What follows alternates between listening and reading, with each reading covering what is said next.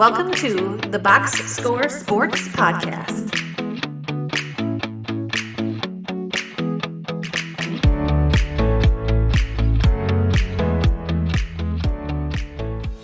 Let's talk about the NFC West. Welcome back, everybody, to the Box Score Sports YouTube channel. I'm your host, Ryan. On today's episode, I'm going to predict the standings for the NFC West. Now, if you'd like a little bit more of an in-depth breakdown of like green flags, red flags, favorite move, least favorite moves of the NFC West, go down below in the podcast description. I will have the podcast there available for you to click on of me with my friend Clint. He's a 49ers fan, and Talon, who's a Seahawks fan, and they broke down the division with me. But in this 5 to 10 minute clip, I'm going to tell you my official predictions for the NFC West, where I have them finishing and what their record will be. So let's start with my team I have finishing first in the NFC West, and that is the San Francisco 49ers. I have their record at 13-4. Javon Hargrave, they added him to that already stout defensive line. They also got Bosa paid. That's huge. They're going with Brock Purdy. I think that's the wise choice.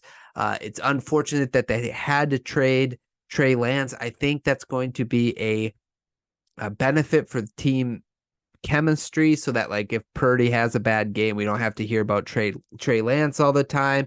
I just think their defense is going to be stout. They ranked first in defense last year. They're going to be top 5 again this year. Their defense is so good. I wonder if eventually their defense will lag back a little bit because they keep losing defensive coordinators.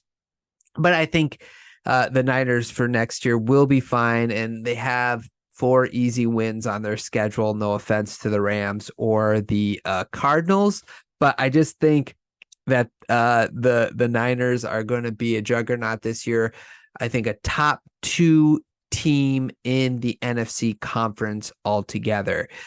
Number 2, I have right behind them the Seattle Seahawks. Now, the Seahawks, I think, got better defensively, and they probably won't be as good as they were offensively last year, but I think they'll be a little bit more efficient offensively than they were last year. So I think that could go a long way for both ends, and because of that, I have them finishing 10-7 and also making the playoffs in this conference.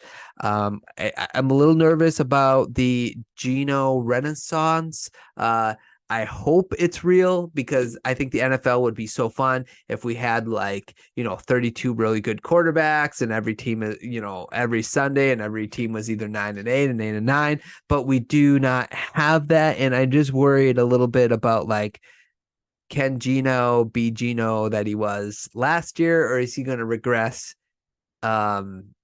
to what he was 2, 3, 4 years ago? And again, if you want a little bit more of a breakdown, we talk a little bit about that in the podcast, about some of his advanced metric numbers weren't really that good. And that's concerning. Although he had, I think, the league's best completion percentage last year, or he was top 5, something like that. So I think the Seattle Seahawks though will be fine. And I think their defense, I just think, is going to be better this year. So Seattle, I have you guys finishing 10-7. The Rams, I have finishing 3rd. I have them at 5-12. I love Stafford. He's my guy. I back the Detroit Lions, my dad's favorite team. So I always root for the Lions, even though the Dolphins are my favorite team.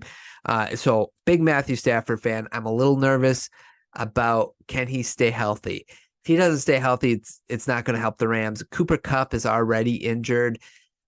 They don't have a lot of talent. They don't have a lot of depth. I'm really nervous for the Rams. I hope that Sean McVay can find some diamond in the rough this year, and then it all contributes to next year.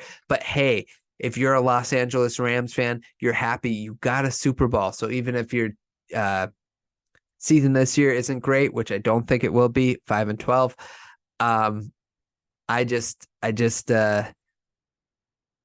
I just think you at least have that Super Bowl to hang your hat on. Let's go to my final team, the fourth team on this list that's going to finish fourth this year. I have the Arizona Cardinals. I think they're going to finish like 3-14, and good for them. They are tanking right. I said this in the podcast. The NFL doesn't reward winning. We only reward like the teams that progress. They kind of are rewarded, but the Super Bowl champions rewarded. Every other team, if you finish 500, just a game or two above or below 500, and you might not make the playoffs, there's no reward for you other than like your fan base is a little excited or a little depressed going into the offseason. The Cardinals are tanking right, man. They announced Dobbs, as their starting quarterback. So they're tanking. They're doing it right. They also have the Texans' first-round pick, which I think is huge for them going into next offseason. I just feel bad for you Cardinals fans because I just have no idea what you guys are going to be excited about watching from game to game. So I have the Cardinals finishing 3-14. So let me know in the comments down below how you have the division finishing. What are you looking forward to from your favorite teams? Where I was right, maybe where I was wrong, or you have a disagreement. I'm open to all of that.